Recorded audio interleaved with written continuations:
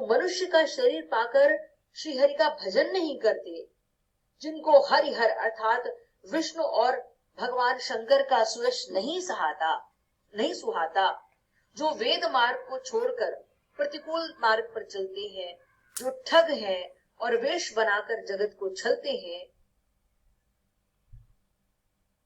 इन सब के लिए जो पाप हो वो मुझे लग जाए। जब माता कौशल्या भरत जी के ऐसे ऐसे वचनों को सुनती है, क्योंकि भरत जी के वचन सच्चे हैं, भरत जी सरल है, जैसा कि अभी मैंने कहा भरत जी का चरित्र गोपन का चरित्र है। जब मंथन होता है तब उनके रक्त प्रकट होते हैं। माता कौशल्या उनको ढांढस देते हुए कहती है, कहती राम प्रिय तात तुम सदा वचन मन काय। हे पुत्र भरत, हे तात, तुम तो मन, वचन और शरीर से सदा ही श्री राम जी के प्यारे हो।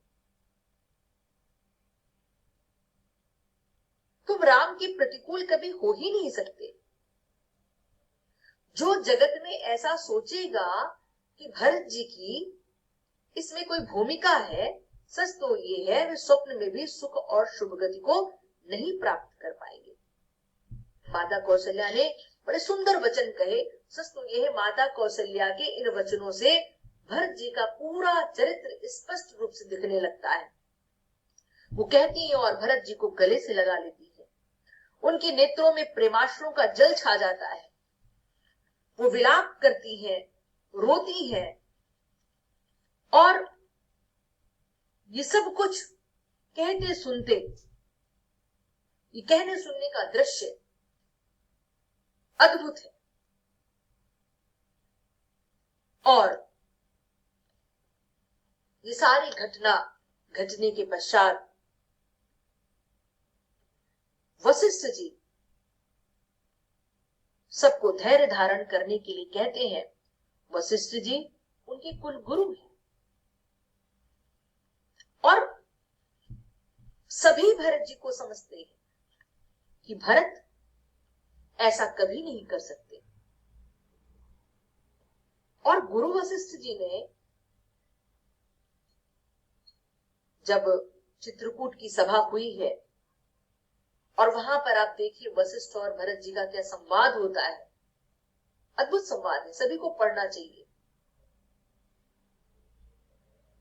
वहां पर वशिष्ठ जी मानते हैं कि श्री भरत जी जो भी समझते, कहते और करते हैं, सच तो ये है वही धर्म का सार है।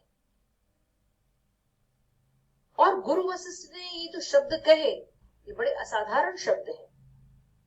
वशिष्ठ जी ने ये शब्द भरत जी के प्रति तब कहे जब उन्होंने भरत जी के प्रेम की पूरी परीक्षा ली। तो यह है भरत जी का चरित्र, और इसीलिए राम जी को श्री भरत जी अतिशय प्रिय है। भरत का त्याग राम के त्याग से कम नहीं है,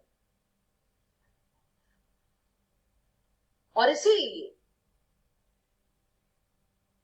भरत प्रेम की मूर्ति कहे जाते हैं।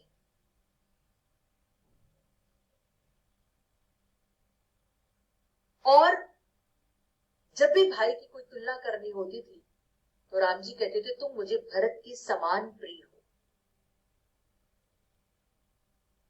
राम भरत के हृदय की बात जानते थे और भरत अपने राम के चरणों में एक वो प्रेम भाव रखते थे, उस प्रेम भाव को कोई प्राप्त नहीं कर सकता। तो श्री भरत जी ने एक सच्चे प्रेमी की भूमिका उनकी रामचरितमानस में है। उन्होंने श्री अयोध्या के राजकाज को भी बहुत सुंदर ढंग से चलाया और राम के आने की बाट जोहते रहे। वास्तव में श्री भरत जी प्रेम मूर्ति है। और इसीलिए जब भरत जी का नामकरण हो रहा था तो क्या कहा गोस्वामी जी ने, विश्व भरण पोषण कर जोई ताकर नाम भरत असुर। वो हर प्रकार से सबका पोषण करने वाले हैं और इसीलिए माता कौशल्या भरत जी के भाव की सराहना करती है,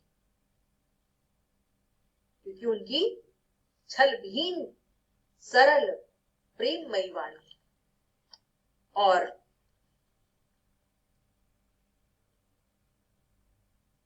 इसीलिए इसमें जो आखिरी दोहा आया, तात हृदय धीरजु धरहु करहु जो अवसर आज, उठे भरत गुरु वचन सुनी करण कहु सब साज।